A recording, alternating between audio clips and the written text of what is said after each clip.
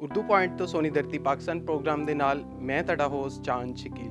ਨਾਜ਼ਰੀਨ, ਸਾਡੀ ਖੁਸ਼ਕਿਸਮਤੀ ਹੈ ਕਿ ਅੱਜ ਸਾਡੇ ਨਾਲ ਬਹੁਤ ਹੀ ਖੂਬਸੂਰਤ ਸ਼ਾਇਰ, ਬਹੁਤ ਹੀ ਖੂਬਸੂਰਤ ਮਹਿਮਾਨ ਮੌਜੂਦ ਨੇ।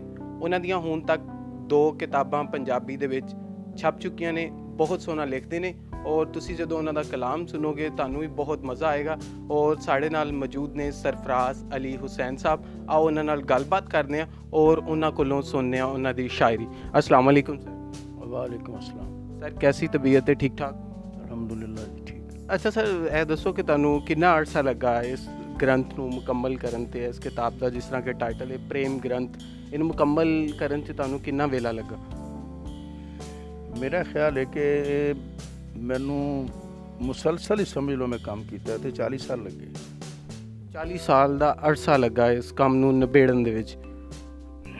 ਜੀ ਬਿਲਕੁਲ।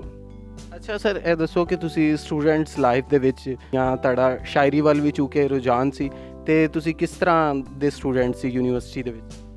ਯੂਨੀਵਰਸਿਟੀ 'ਚ ਮੈਂ ਆਪਣੇ ਸ਼ੋਬੇ ਦਾ ਜਨਰਲ ਸੈਕਟਰੀ ਸੀ ਤੇ ਪੰਜਾਬ ਯੂਨੀਵਰਸਿਟੀ 'ਚ ਪੰਜਾਬੀ ਦੇ ਪਹਿਲਾ ਮੁਸ਼ਾਇਰਾ ਉਸਤਾਦ ਦਾਮਨ ਤੋਂ ਲੈ ਕੇ ਤੇ ਮੇਰੇ ਤੱਕ, ਇਹੀ ਕਹਿ ਲਓ ਉਸ ਵਕਤ ਹਰ ਸ਼ਾਇਰ ਉੱਥੇ ਬੁਲਵਾ ਕੇ ਤੇ ਬੜੇ ਭਰਪੂਰ 2 ਮੁਸ਼ਾਇਰੇ ਕਰਵਾਏ। ਉਸਤਾਦ ਦਾਮਨ ਖਾਸ ਤੌਰ ਤੇ ਉਹਨਾਂ ਨੇ ਕਹਿੰਦੇ ਸੀ ਜੀ ਉਸਤਾਦ ਦਾਮਨ ਨੇ ਨਹੀਂ ਆਉਣਾ, ਜੋ ਮਰਜ਼ੀ ਕਰ ਲੈ, ਲੇਕਿਨ ਮੈਂ ਉਹਨਾਂ ਕੋਲ ਇੱਕ ਦਫਾ ਹੀ ਗਿਆ। ਉਹਨਾਂ ਨੇ ਕਿਹਾ ਜੀ ਕਿ ਮੈਂ ਜ਼ਰੂਰ ਆਵਾਂਗਾ। ਉਹ ਸਭ ਨਾਲੋਂ ਪਹਿਲੇ ਆ ਕੇ ਬੈਠ ਗਏ ਸਨ ਦੋਨਾਂ ਮੁਸ਼ਾਇਰਿਆਂ 'ਚ।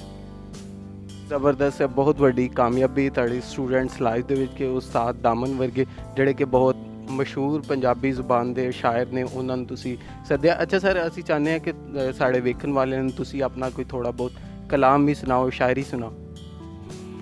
ਜੀ ਬਿਲਕੁਲ, ਸ਼ਾਇਰੀ ਮੈਂ ਕਿਤਾਬ ਤੋਂ ਦੇਖ ਕੇ ਸੁਣਾ ਸਕਣਾ। ਜੀ ਨਾਜ਼ਰੀਨ, ਤੁਸੀਂ ਸੁਣੋਗੇ ਇਹਨਾਂ ਦੀ ਸ਼ਾਇਰੀ ਔਰ ਤੁਸੀਂ ਦੇਖਣਾ ਤੁਹਾਨੂੰ ਬਹੁਤ ਮਜ਼ਾ ਆਏਗਾ। ਜਿਸ ਤਰ੍ਹਾਂ ਕਿ ਉਹਨਾਂ ਨੇ ਦੱਸਿਆ ਕਿ 40 ਸਾਲ ਦਾ ਜਿਹੜਾ ਉਹ ਅਰਸਾ ਲੱਗਾ ਇਸ ਕਿਤਾਬ ਨੂੰ ਮੁਕੰਮਲ ਕਰਨ ਦੇ ਵਿੱਚ। ਜੋ ਵੀ ਕਿਤਾਬ ਖੋਲੀ, ਜੋ ਨਿਕਲਿਆ ਮੈਂ ਪੇਸ਼ ਕਰਨਾ।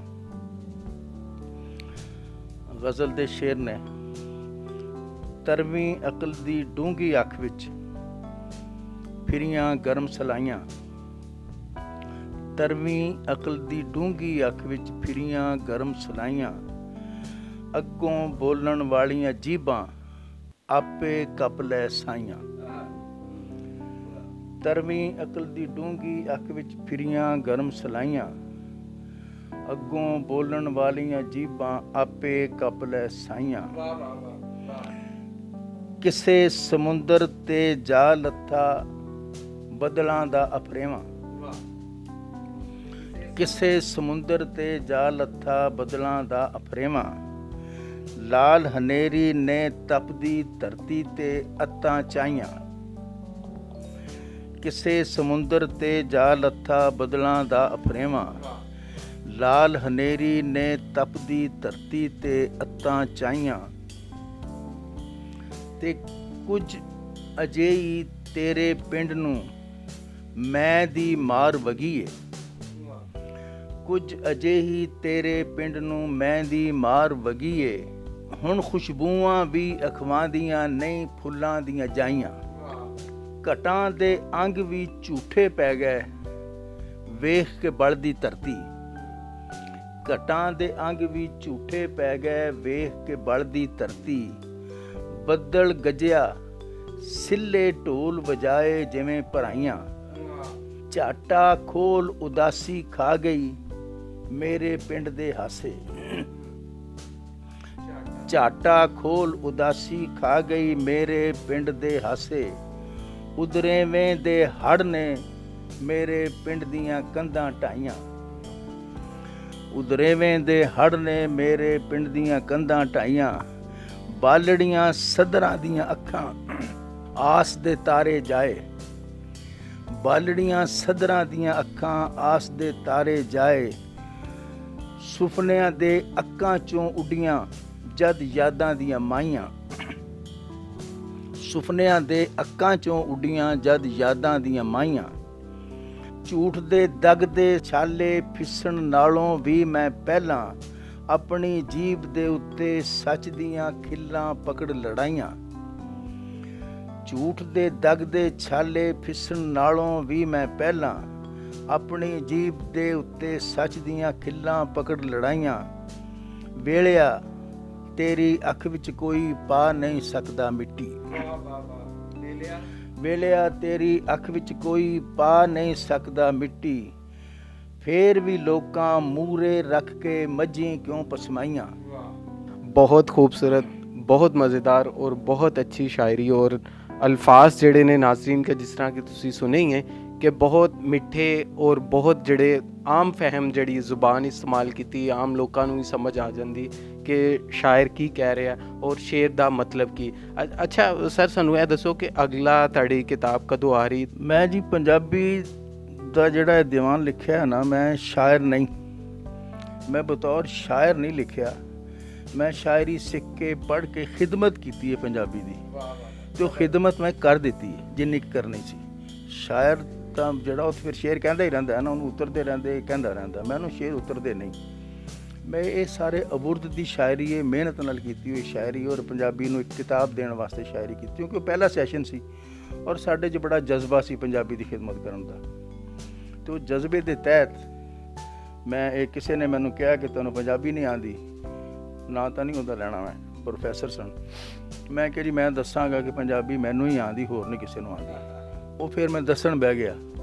ਦੱਸ ਕੇ ਤੇ ਫਿਰ ਮੈਂ ਪਹਿਲੇ ਨਾਦ ਲਿਖੀ। ਉਹਦੇ ਵਿੱਚ ਮੈਂ ਕੋਸ਼ਿਸ਼ ਕੀਤੀ ਕਿ ਕੋਈ ਅਰਬੀ ਫਾਰਸੀ ਦੇ ਅਲਫਾਜ਼ ਮੈਂ ਖਾਲਿਸ ਪੰਜਾਬੀ ਲਿਖਾਂ, ਨਾ ਇਸਤੇਮਾਲ ਕਰਾਂ। ਫਿਰ ਮੈਂ ਲਿਖੀ ਦਾਨ। ਦਾਨ ਵਿੱਚ ਮੈਂ ਆਜ਼ਾਦਾਨਾ ਜ਼ੁਬਾਨ ਦਾ ਇਸਤੇਮਾਲ ਕੀਤਾ। ਉਹਦੇ 'ਚ ਉਰਦੂ, ਅਰਬੀ, ਫਾਰਸੀ, ਪੰਜਾਬੀ ਕਵਾਫੀ ਖਾਸ ਤੌਰ 'ਤੇ ਉਹ ਲਿਖ ਕੇ ਤੇ ਉਹ ਦਾਨ ਮੁਕੰਮਲ ਕੀਤੀ। ਬਸ਼ੀਰ ਬਾਵਾ ਨੇ ਮੈਨੂੰ ਕਿਹਾ ਕਿ ਤੂੰ ਇਹਦੇ ਮਕਤੇ ਵੀ ਕਹਿ ਤੇ ਸਾਰੇ ਰਦੀਫਾਂ ਵੀ ਪੂਰੀਆਂ ਕਰ। ਫਿਰ ਮਕਤੇ ਵੀ ਕਹਿ, ਉਹ ਕੋਈ 700-800 ਸ਼ੇਰ ਬਣਦਾ ਸੀ, ਤੇ ਫਿਰ ਰਦੀਫਾਂ ਵੀ ਮੁਕੰਮਲ ਕੀਤੀਆਂ ਸਾਰੀਆਂ, ਕੋਈ ਰਦੀਫ ਨਹੀਂ ਛੱਡੀ। ਤੇ ਨੁਕਤਿਆਂ ਵਾਲੀ ਇਹ ਦੀ ਜਿਹੜੀ ਰਦੀਫ ਹੁੰਦੀ ਉਹਦੀ ਵੀ ਗਜ਼ਲ ਇੱਕ ਜਾਂ ਦੋ ਗਜ਼ਲਾਂ ਕਹੀਆਂ। ਤੇ ਫਿਰ ਤੁਹਾਡੇ ਸਾਹਮਣੇ ਆ ਤਰਤੀਬ ਦੇ ਕੇ ਹਫੀਜ਼ ਸਾਹਿਬ ਨੇ ਇਹਸਾਨ ਫਰਮਾਇਆ ਮੇਰੇ ਤੇ ਬੜੀ ਖੂਬਸੂਰਤ ਕਿਤਾਬ ਛਾਪ ਕੇ ਮੇਰੇ ਹਵਾਲੇ ਕਰਤੀ। ਅੱਜ ਮੇਰਾ ਖਿਆਲ ਹੈ ਮੈਂ ਪਤਾ ਨਹੀਂ ਕਿੰਨੇ ਹੀ ਸਾਲਾਂ ਬਾਅਦ ਆਪਣੀ ਕੋਈ ਗਜ਼ਲ ਪੜ੍ਹ ਕੇ ਸੁਣਾਈ ਹੈ। ਬੜੀ ਮਿਹਰਬਾਨੀ ਸਰ ਕਿ ਤੁਸੀਂ ਸਾਨੂੰ ਟਾਈਮ ਦਿੱਤਾ ਔਰ ਯਕੀਨਨ ਤੁਸੀਂ ਬਹੁਤ ਘੱਟ ਆਉਂਦੇ ਜਾਂਦੇ ਵੀ ਹੋ, ਬਹੁਤ ਘੱਟ ਤੁਹਾਨੂੰ ਮੁਸ਼ਾਇਰਿਆਂ ਦੇ ਵਿੱਚ ਦੇਖੀਦਾ ਵੀ ਹੈ ਔਰ ਤੁਸੀਂ ਸਾਡੇ ਲਈ ਟਾਈਮ ਦਿੱਤਾ, ਉਰਦੂ ਪੜ੍ਹਨ ਲਈ ਟਾਈਮ ਦਿੱਤਾ। ਬਹੁਤ ਸ਼ੁਕਰੀਆ ਨਾਜ਼ਰੀਨ। ਜਿਸ ਤਰ੍ਹਾਂ ਕਿ ਤੁਸੀਂ ਸਰਫਰਾਜ਼ ਸਾਹਿਬ ਦੀ ਜਿਹੜੀ ਉਹ ਸ਼ਾਇਰੀ ਸੁਣੀ, ਉਹਨਾਂ ਨਾਲ ਗੱਲਬਾਤ ਸੁਣੀ ਕਿ ਉਹਨਾਂ ਨੇ ਕਿਸ ਤਰ੍ਹਾਂ ਇਸ ਕਿਤਾਬ ਨੂੰ ਤਰਤੀਬ ਦਿੱਤਾ ਔਰ ਇਸ ਕਿਤਾਬ ਨੂੰ ਤਰਤੀਬ ਦੇਣ ਦੇ ਔਰ ਲਿਖਣ ਦੇ ਪਿੱਛੇ ਇੱਕ ਲੰਬਾ ਅਰਸਾ, ਜਿਸ ਤਰ੍ਹਾਂ ਕਿ ਮੈਂ ਪਹਿਲੇ ਵੀ ਅਰਜ਼ ਕੀਤਾ ਕਿ 40 ਸਾਲ ਨੇ ਔਰ ਇਹਨਾਂ ਨੇ ਇਸ ਕੰਮ ਨੂੰ ਜਿਹੜਾ ਉਹ ਚੈਲੰਜ ਸਮਝ ਕੇ ਇੱਕ ਬੰਦੇ ਨੇ, ਜਿਸ ਤਰ੍ਹਾਂ ਕਿ ਉਹਨਾਂ ਨੇ ਪ੍ਰੋਫੈਸਰ ਸਾਹਿਬ ਦਾ ਨਾਮ ਵੀ ਨਹੀਂ ਦੱਸਿਆ ਔਰ ਗੱਲ ਕੀਤੀ ਉਹਨਾਂ ਦਾ ਹਵਾਲਾ ਦੇ ਕੇ, ਮੈਂ ਸਮਝਦਾ ਵਾਂ ਕਿ ਪੋਜ਼ਿਟਿਵ ਕੰਮ ਹੈ। ਅਗਰ ਉਸਤਾਦ ਨੇ ਜਾਂ ਕਿਸੇ ਨੇ ਕੋਈ ਗੱਲ ਕੀਤੀ ਵੀ ਹੈ, ਉਹਨਾਂ ਨੇ ਇਸ ਚੀਜ਼ ਨੂੰ ਨੈਗੇਟਿਵ ਨਹੀਂ ਲਿਆ, ਇਹ ਨਹੀਂ ਕਿ ਉਹਨੂੰ ਛੱਡ ਦਿੱਤਾ ਜਾਂ ਕੋਸ਼ਿਸ਼, ਇਹਨਾਂ ਨੇ ਆਪਣੀ ਕੋਸ਼ਿਸ਼ ਜਾਰੀ ਰੱਖੀ ਔਰ ਅਸੀਂ ਆਸ ਕਰਦੇ ਹਾਂ ਤੁਹਾਨੂੰ ਅੱਜ ਦਾ ਪ੍ਰੋਗਰਾਮ ਵੀ ਬਹੁਤ ਪਸੰਦ ਆਇਆ ਹੋਣਾ। ਇਹਦੇ ਨਾਲ ਹੀ ਆਪਣੇ ਹੋਸਟ ਚਾਂਦ ਸ਼ਕੀਲ ਨੂੰ ਇਜਾਜ਼ਤ ਦਿਓ। ਲੈਓ ਯਾਰ ਹਵਾਲੇ ਰੱਬ ਦੇ, ਮੇਲੇ 4 ਦਿਨਾਂ ਦੇ, ਉਸ ਦਿਨ ਈਦ ਮੁਬਾਰਕ ਹੋਸੀ ਜਿਸ ਦਿਨ ਫੇਰ ਮਿਲਾਂਗੇ।